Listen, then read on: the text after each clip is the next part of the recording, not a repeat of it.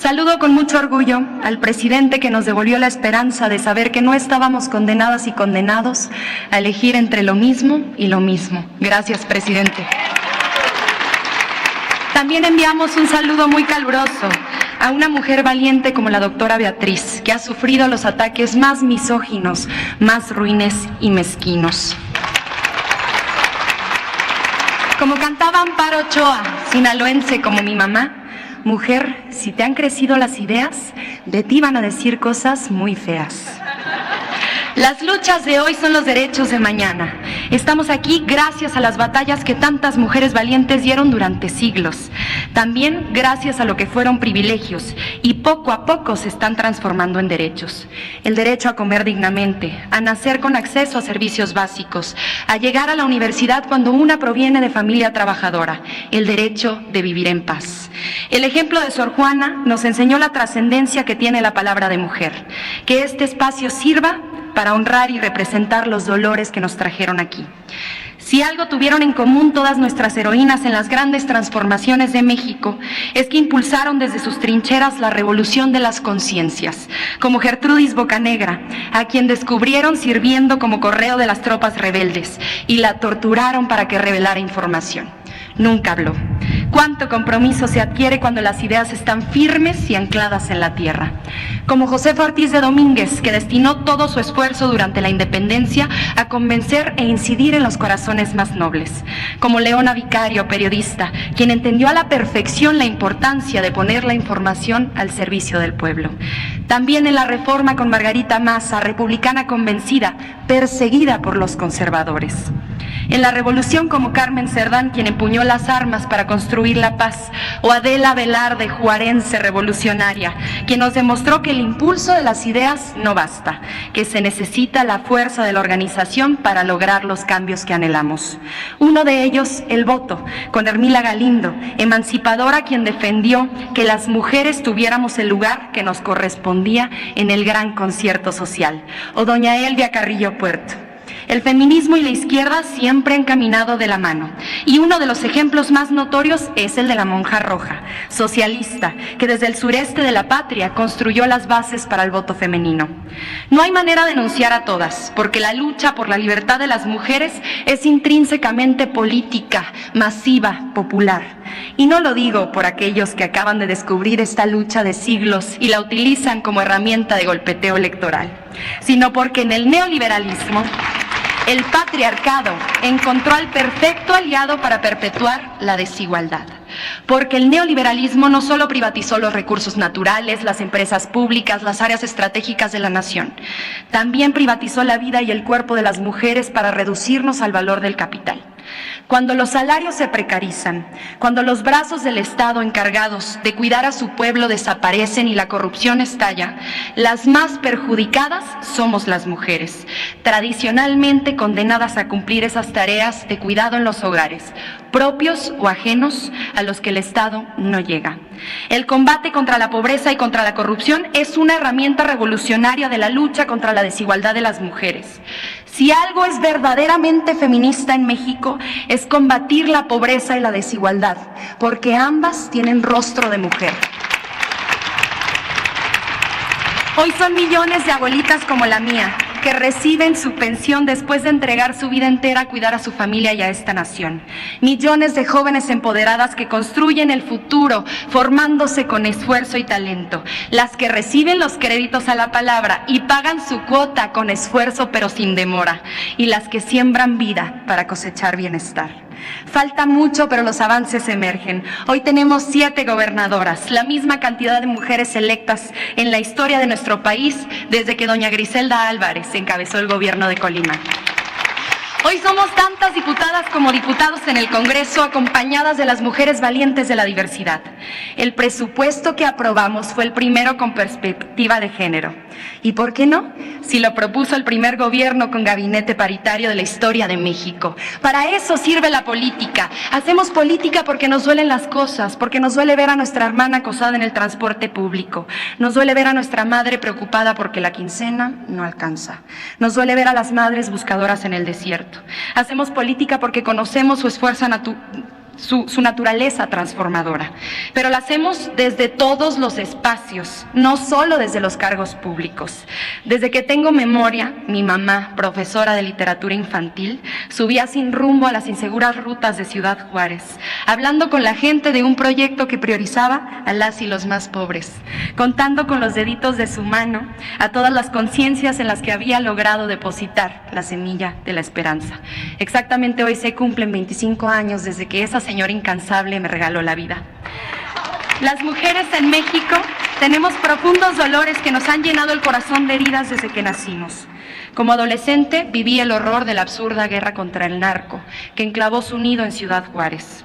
Con apenas 13 años sufrí el feminicidio de la madre de mi mejor amiga, en la casa en la que yo jugaba todas las tardes. Su hija y yo nos encontrábamos en la escuela.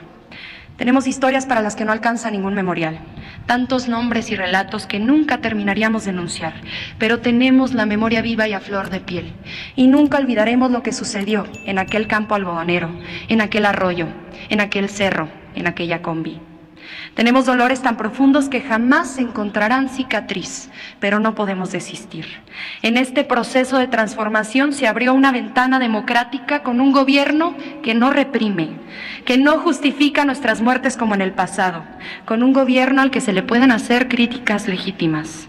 Nuestra lucha es por una vida que merezca ser vivida.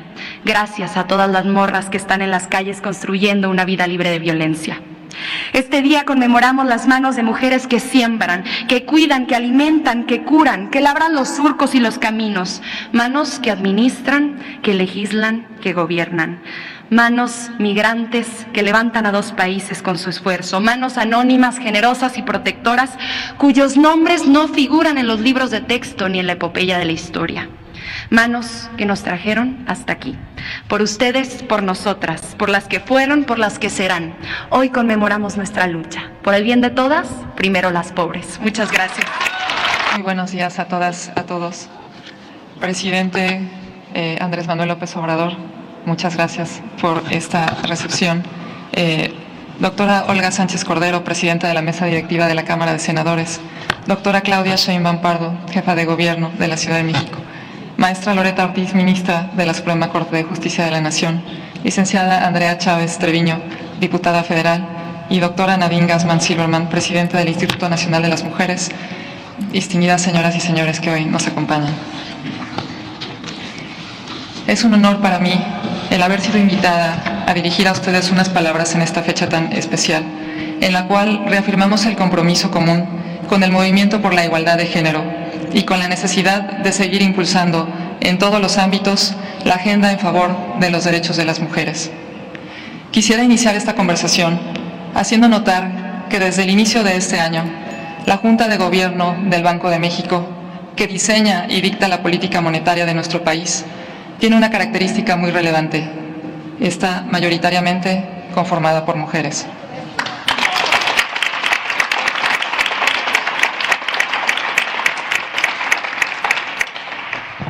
Dentro de las 20 mayores economías del mundo, únicamente el Banco Central de Australia comparte esta característica de nuestro instituto emisor.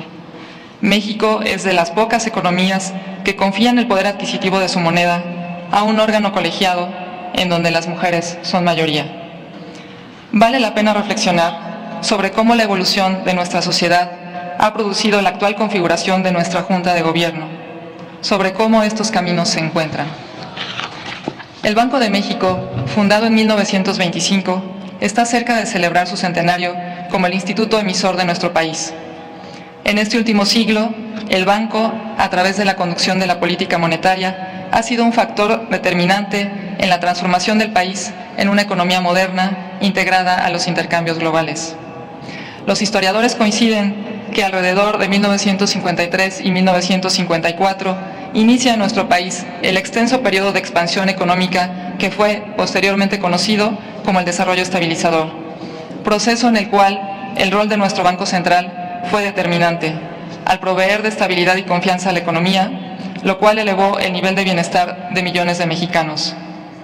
Tal periodo de desarrollo económico, basado en un mercado interno vigoroso y en una sólida estabilidad fiscal y monetaria, fue precedido y es contemporáneo del movimiento social que buscaba alcanzar la igualdad de derechos para las mujeres. Emanado de los movimientos sociales de principios del siglo XX, la lucha por la igualdad de los derechos de las mujeres data su origen formal en el primer Congreso Feminista de Yucatán en 1916. Este impulso se convirtió en un imán que atrajo otras causas sociales del México de esa época y agrupó a su alrededor a escritores, artistas, trabajadores, campesinos y actores nuevos en la economía y sociedad de ese momento. Adoptadas sus demandas por el general Lázaro Cárdenas, quien presenta en su sexenio la iniciativa, los esfuerzos del movimiento acaban concretándose el 17 de octubre de 1953 con la publicación en el Diario Oficial de la reforma constitucional que otorgaba, luego de un complicado proceso, el derecho al voto de las mujeres. Corresponde a las historiadoras reflexionar y arrojar luz sobre la coincidencia entre los grandes logros del movimiento por la igualdad de género, cristalizado en 1953 en los derechos plenos al voto de las mexicanas, y el inicio del desarrollo estabilizador, el más largo periodo de crecimiento y estabilidad económicos de la historia reciente de México. Es posible afirmar que la igualdad política, económica y de género no solo determinan una sociedad más justa, sino también una economía más vigorosa y sólida. Nuestra historia así parece sugerirlo. Es muy importante que una economía reconozca en todos sus ámbitos la labor de las mujeres y que tengamos derecho a la igualdad de educación, empleo y oportunidades. Lo anterior es uno de los ingredientes necesarios para que contemos con un país con bienestar económico cuya riqueza se reparta con mayor equidad. Hemos avanzado mucho como sociedad, pero aún tenemos tarea pendiente. Los datos más recientes muestran que si bien las mujeres representan poco más de la mitad de la población del país, de acuerdo con la Encuesta Nacional de Ocupación y Empleo, correspondiente al cuarto trimestre de 2021, solo 45 de cada 100 mujeres en edad de trabajar están ejerciendo algún empleo formal, contrastando con 76 de cada 100 para el caso de la población masculina. Tengo la convicción de que una de las herramientas más importantes para reducir la brecha económica de género es garantizar el acceso y la permanencia de la educación. La educación es un factor esencial para lograr la igualdad, no solamente en el mercado laboral, sino en los distintos aspectos de una sociedad moderna. Quizá eso es lo que tenía en mente Sor Juana cuando escribía aquellos versos. ¿En qué te ofendo cuando solo intento poner bellezas en mi entendimiento y no mi entendimiento en las bellezas? La gran poetisa mexicana sugiere que el camino de la igualdad pasa también por la educación, por ese poner bellezas en mi entendimiento. La imagen de Sor Juana está presente en un par de billetes emitidos por el Banco de México. Uno de ellos fue premiado en 2020 por su calidad y diseño, en una bella pieza que en el reverso refleja los bosques de encino y oyamel que albergan a la mariposa monarca. Es una forma de honrar a esta mujer cuya vida y obra son fuente de inspiración y orgullo para muchas de nosotras. La vida de Sor Juana, una buena parte de ella transcurrida muy cerca de aquí, en el convento de San Jerónimo, es una lección de esfuerzo y dedicación a la vocación personal, que en mi caso ha sido el servicio público, trabajar por la causa del bienestar común.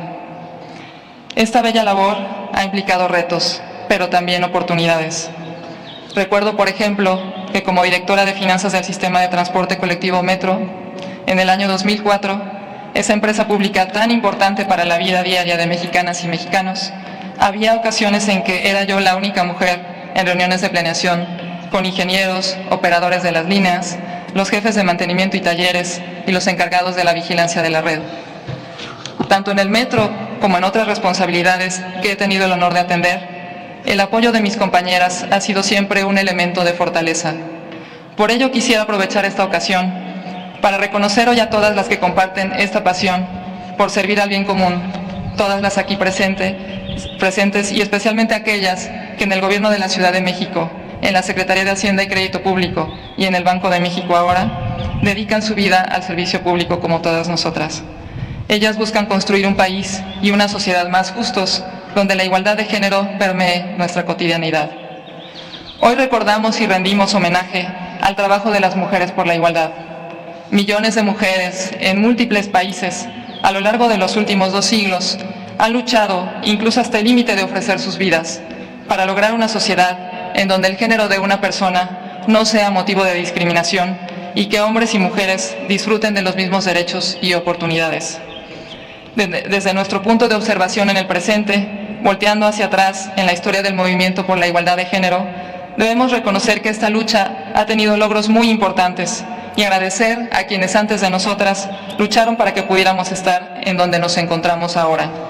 Pero el reto es permanente y tiene múltiples espacios. A algunas nos toca empujar nuestra agenda común desde el sector público, algunas luchan desde la academia o desde las empresas, algunas lo hacen desde los libros, el arte, los deportes y múltiples otros ámbitos. Todas tenemos un objetivo común, una mejor sociedad en donde mujeres y hombres vivamos en igualdad. Muchas gracias.